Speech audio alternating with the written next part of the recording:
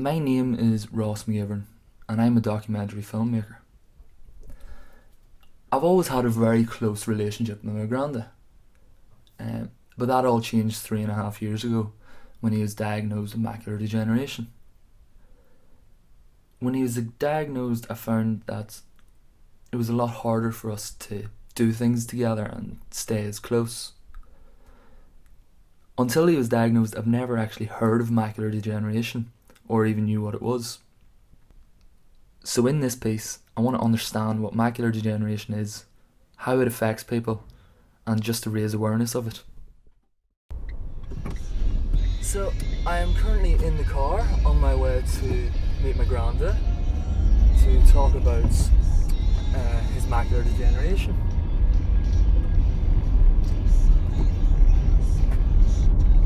Just so I can find out a little bit more about it.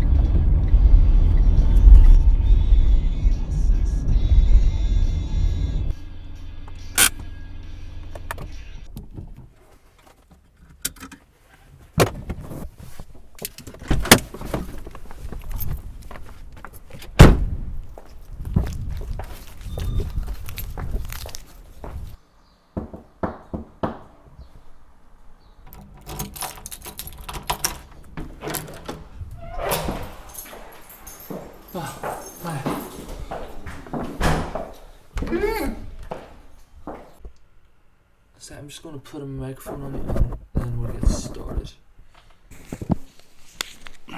Yeah. So, tell me about how you first discovered you had macular degeneration. 3.5 years ago, I was driving, came to traffic lights and didn't know what colour they were at. And I discovered that I had macular degeneration, and I go for injections every 6 weeks. It sounds worse than it is because they put little drops in your eye and it freezes the eye. So what changes has that made to the way you do things?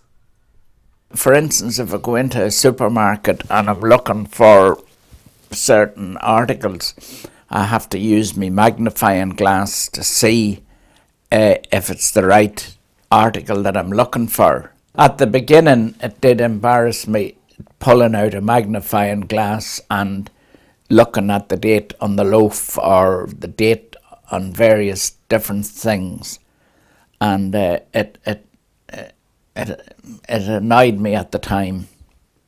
But I've got over that because it's 3.5 years down the road now.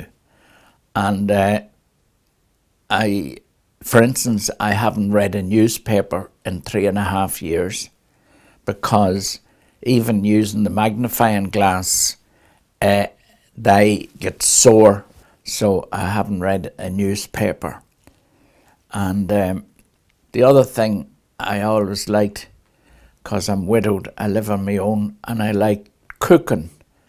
But there's certain things I don't cook now because it's too hard for me to cook. I just do the basics. And then obviously with your poor vision technology, remotes, dials, it must be a problem for you. Well, I ordered a radio that I can talk to, and it'll get different stations and different programs for me. So I got it, and then I ordered 2 more, one for my bedroom and one for my sitting room. And sometimes I just sit and listen to the radio, and it's fantastic. I don't have to fiddle with dials to get the stations or anything like that, which I wouldn't be able to do anyhow. So I call her Alexa and she gets the stations. It's very, very good. And she can alarm call me in the morning if I want.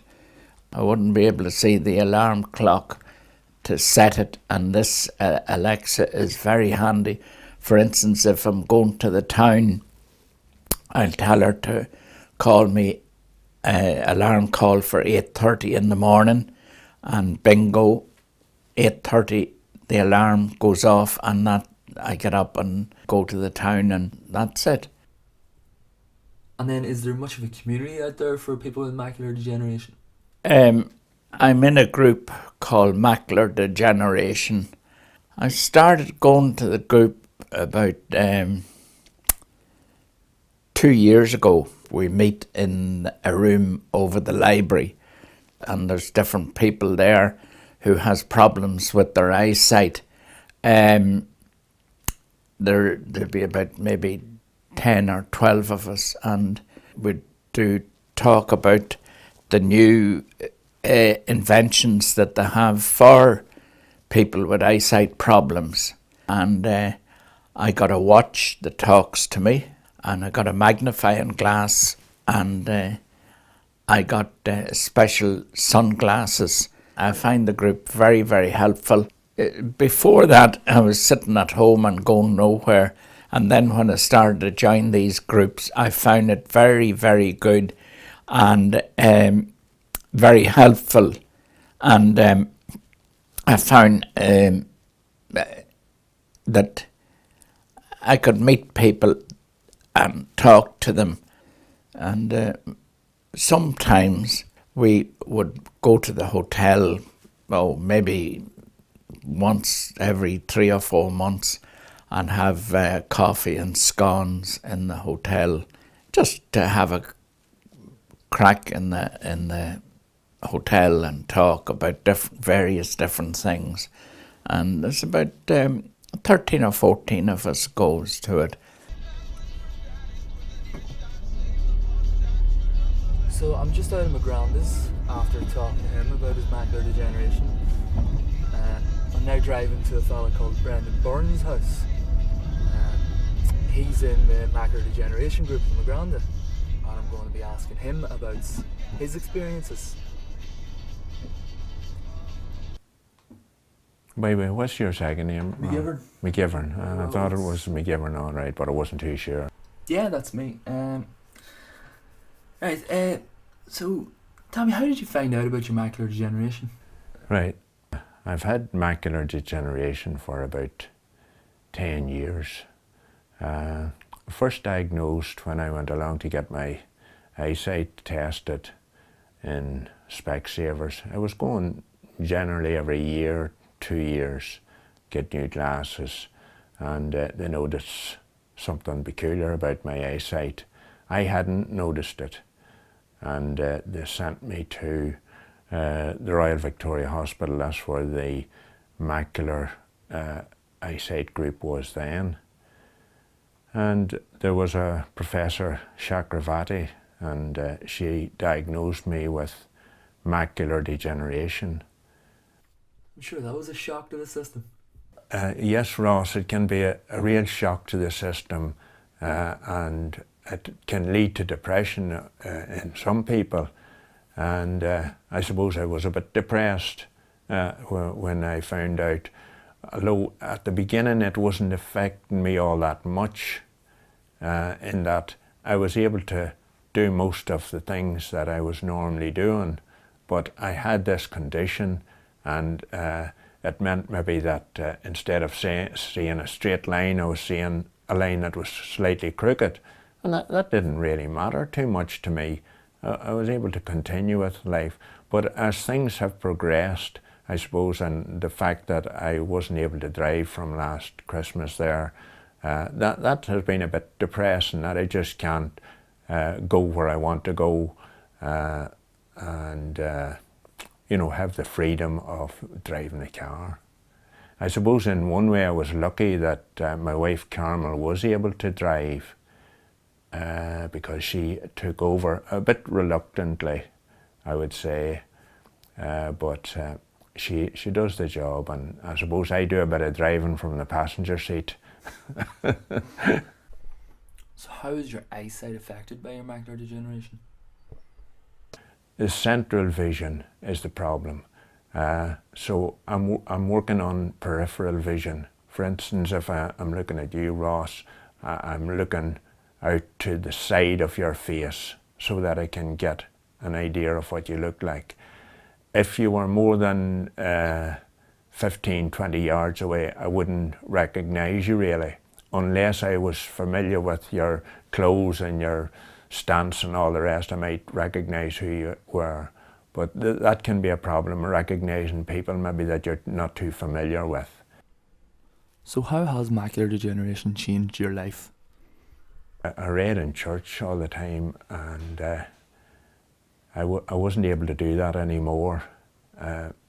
One evening, inside it wasn't too bad because the light was quite good, and I was able to keep on reading for a while. But one evening, the priest asked me to read out at the graveyard mass, and it was a dull evening, and I didn't like refusing him. I should have said I can't do it, but I didn't. I stood up and I fought my way through it. And I heard afterwards someone made the remark, that fella can't read. And obviously I couldn't read. And I decided there and then, that's it. I won't embarrass myself anymore by trying to read in public when I can't. It stuck with me, that. And gradually now I used to be able to read the newspaper a wee bit, but I couldn't attempt that now at all. But the iPad's a great thing altogether because it can enlarge it and it can read it and it can have audio switched on, and I do keep up to the news. And of course, as you see there, I've got a big television so as I can see it. And that's a good help. Other ways, I suppose, of being helped is by my wife, who would, you know, say, mind that step, things like that. I could miss a step. It's not as easy to navigate as it was, you know. It is a disability, all right, there's no doubt about it, but you don't have a walking stick, you don't have a limp, or you're not in a wheelchair. So yes, people wouldn't recognise straight away that you had the disability. And most people, I would say, would be understanding, but some maybe are not. And they just, you know, they tell you, there it is there in front of you, you know, why bother asking me? Do you ever find it embarrassing? Because I suppose I'm past the embarrassment stage. In the early stages, probably, yes, I would have been embarrassed, not being able to see things and thinking that people thought that I was stupid. It probably would have been embarrassing, but I would think that the group, the macular group, has helped me with that, because other people in the same situation have found their way through it and past it, and have got a bit of confidence. And I suppose that's one of the things that macular degeneration, it does hit your confidence at the start. No doubt about it, you're not as confident going out and meeting the world, as it were. If you have somebody with you, yeah, you do rely on them. So go on, tell me about the group. Going to the macular group has been a great help, because I've picked up little tips from other people with the same problem, or even with worse than me, and they've been able to encourage me and say, you know, you can do this, you can do that, and not to be discouraged. And particularly people that are recently diagnosed, it's a great outlet for them, in that they can say how they feel, and maybe they haven't been able to do that before. They've been able to say, look, I feel lost, I feel that part of my life's cut off. And then the next person, maybe that has had macular degeneration for a few years, is full of the joys of life, and they're doing this and they're doing that, and that helps the person that has only been recently diagnosed, because they'll say, oh, this man, he's doing this, and I can do that. And I suppose the group is a great lift to us all, and even the fact that you're able to help someone else can be good for you, you know. So I'm back in the car now after talking with Brendan. out that him and my granda share a lot of similar experiences, but I don't fully understand what macular degeneration is. So I'm going this Friday now to meet with the macular group to get to learn a bit more about it. I'm going to talk to the chairman at the group, Pat. So I've found out so far what the effects of macular degeneration are, but I'm now going to the macular degeneration meeting to talk to Pat Shields, the chair of the group, to understand what macular degeneration actually is. So Pat, tell me about macular degeneration. I first developed macular degeneration in 1989. So I went to the doctor, I was referred to the hospital, I saw a consultant, and they told me that I had this thing called macular degeneration. I discovered that macular degeneration was related to a wee spot on the retina at the back of the eye, and it's called the macula. There's different types of macular degeneration. You can get macular degeneration as a teenager, and it's got the label Stargardt syndrome. Most people tend to be affected by macular degeneration in their later years, so age-related macular degeneration was what I had. The macular becomes surrounded by fluid. It's a very small spot on the back of the retina or on the retina. It becomes surrounded by fluid and it causes visual distortion. So lines look as if they're crooked or wavy. And then is there a cure for it? Well, there's two types of macular degeneration. There's wet macular degeneration and there's dry macular degeneration. There is no treatment currently for the dry macular degeneration. The treatment that's currently available for wet macular degeneration is an injection into the eye. The purpose of the injection fluid is to disperse the fluid around the macula, and so try to bring the macula back to a place where there's no oedema or fluid around it, and so therefore the sight in theory should improve. My own experience was that I had injections into my eye. It did improve the vision, but only for short periods of time. When you get injections into the eye, or when fluid gathers around the macula, when the fluid disperses, you can get, it can cause what's known as scar tissue. So the scar tissue develops around the macula, which is just a very small spot. And that means that once scar tissue develops, you lose sight in that area. The sight that people lose with macular degeneration tends to be central vision. So it means that they can't see detail, they don't see, they can't see to read, they can't see to recognize faces, so they don't recognize people. That's sometimes known as facial blindness. People who live with you or who are close to you have to get used to the fact that you're now someone with macular degeneration, your sight is deteriorated, and so therefore your needs have changed. And so it takes them a while to accommodate the fact that you're not able to see as well, or your temperament has changed because you're grieving for the loss of sight. When you've got loss of sight, it's not just loss of sight, it's loss of social interaction, it's loss of ability to be independent, it's loss of ability to drive, it's probably impairs your ability to travel, and you will need assistance with a lot of things. And the hope for the future is that in some way they will find a cure, but in the interim it's important for me to develop coping skills and to have association with people who have macular degeneration, people who understand what it's like for me on my journey. Perfect. From talking to Pat, I've gained insight into what macular degeneration is and how it affects people physically.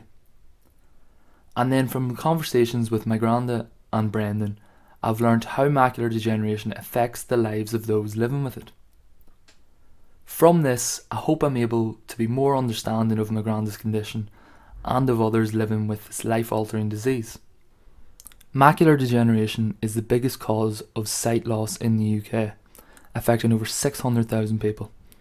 If you want to know more or need help or support, I urge you to visit the Macular Society's website, www.macularsociety.org.